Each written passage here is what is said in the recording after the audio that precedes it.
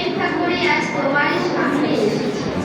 এই আনমনা মন, মনের ভেতর তরঙ্গ, এই ভ্রুভঙ্গি, এই ঠোঁটের উচ্চারণ যদি আলাদা মনে হয় এসো, তাহলে স্পর্শে বুঝি উড়ন্ত অস্থিরতা। এসো ক্রমাগত আখ্যা করি আর ক্রমাগত বাঁচার চেষ্টা করি। হে আমার কাঙ্ক্ষিত প্রেম, আগে তো বলনি কখনো ভালোবাসারই এত কষ্ট থাকে, এত আলোড়ন, এত নিঃসঙ্গতা, কখনো কিছু তো বুঝে কিছু অনুচ্চারিত শব্দ, কিছু সমুদ্র খেলায়